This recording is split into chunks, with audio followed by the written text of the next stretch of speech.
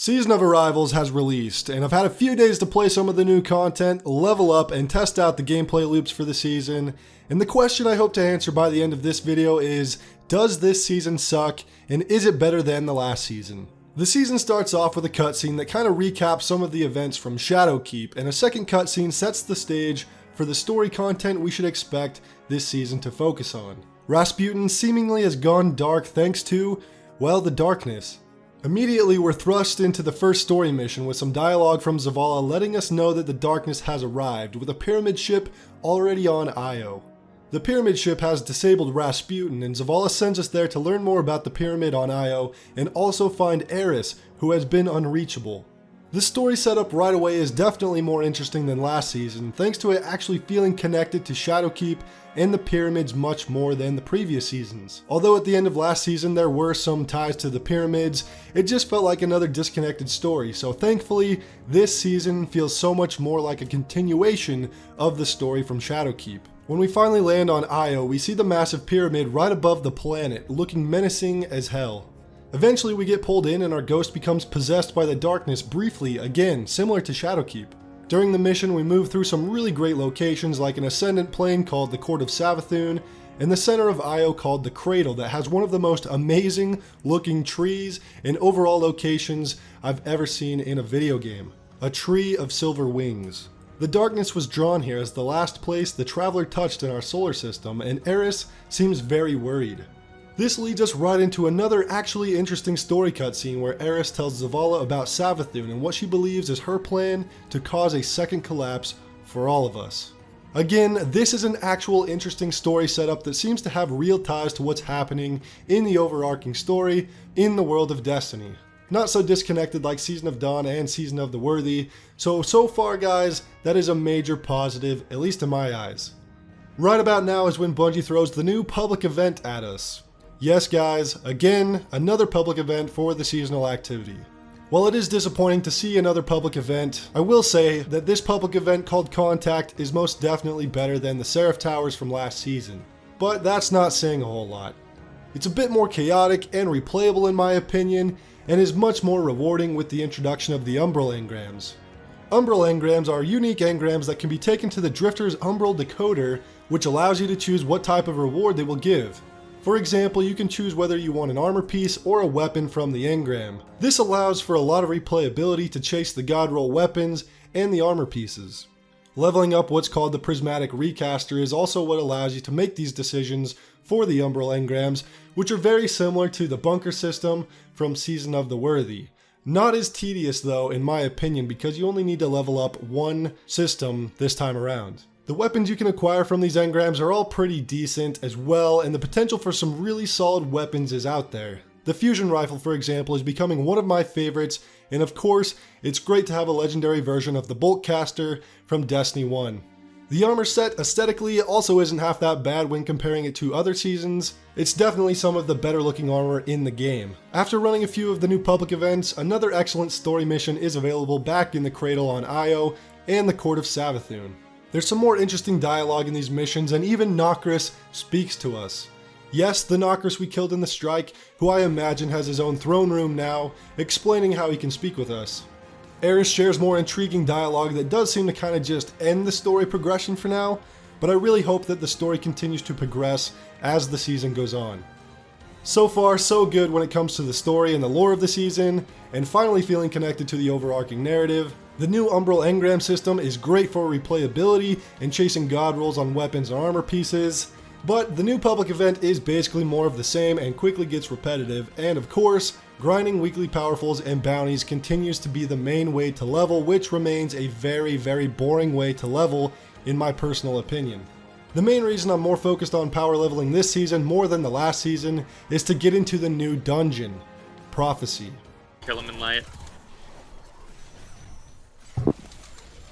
Okay, cool. Put down a wall. I'm gonna kill ads. Got it. Okay, cool. Oh my god. I was low and then...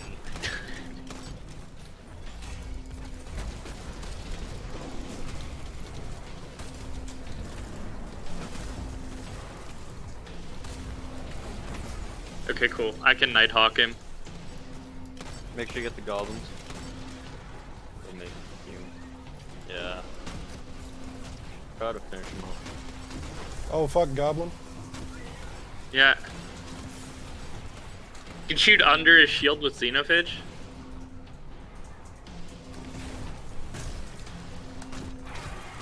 Alright, we Okay, got cool. him. Nice. Nice. Ah, first try, huh? It's a little sloppy, but we got it.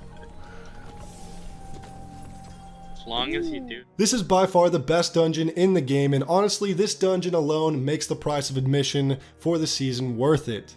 I don't want to spoil too much of the dungeon because I think it's best enjoy going in blind, but guys, this dungeon is going to be the new benchmark for dungeons going forward. Its aesthetics and design are completely unique, and the boss fights are both challenging and intense and a hell of a lot of fun. And I'm sure it will get easier with time, but right now, at just a power level 1043, it was pretty hard considering the final boss was at 1060.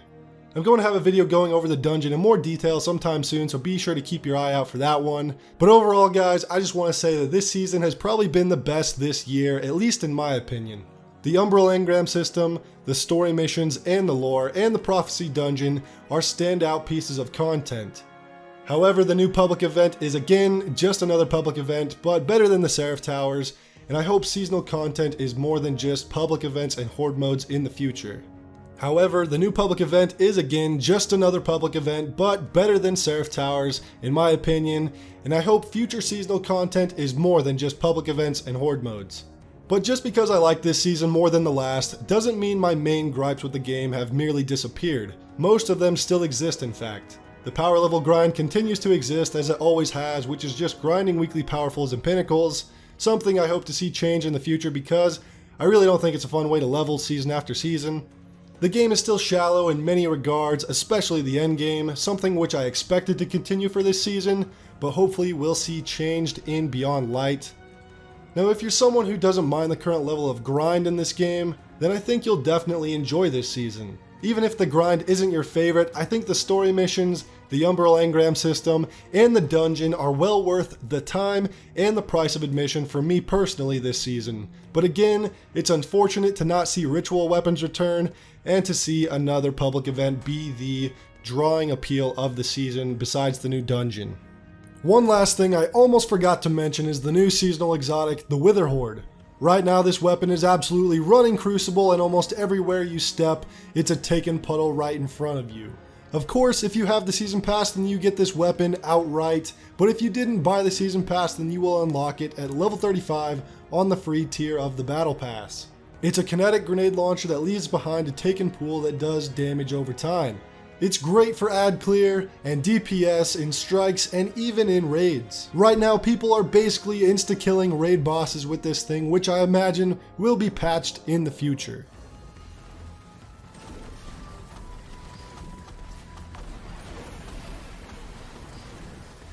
Who hit it? Oh! Somebody hit it. Somebody hit it. Please, please, please, please. Please. Let's go! In regards to some other changes that came this season, but not specifically related to new content, is that skill-based matchmaking has been removed from the game in regular Crucible, and only competitive will have skill-based matchmaking. What this means is less sweaty games of Crucible, which I've definitely noticed personally. Crucible is a much more relaxed environment right now in the regular playlist, which is all everyone has been asking for since they made the horrible decision to implement skill-based matchmaking in the first place. Seriously guys, this is really great news. And lastly, of course, a Bungie launch would not be complete without something in the game breaking, and this time it was Trials of Osiris. Apparently people who went flawless were not able to access the lighthouse this week, making those who earned a trip there very angry for wasting their time. Personally, I'm not fazed by this because Trials is an absolute joke right now and I'm not in there and not looking to play Trials anytime soon, but it is kind of hilarious how Bungie manages to break things every single update that they put out. I really hope to see this change in the future because after 6 years, I think Bungie ought to know how to run a live game. I think we can't give them a pass anymore when it comes to breaking their game. There's no more excuses. But that's all I've got to say so far about the season. I'll let you know more of my thoughts as time goes by. Hopefully we will see more great things release, and story progression that will lead right into Beyond Light. But let me know your thoughts on the season in the comments below. Leave a like if you enjoyed this video, subscribe for more, and I will see you all in my next video.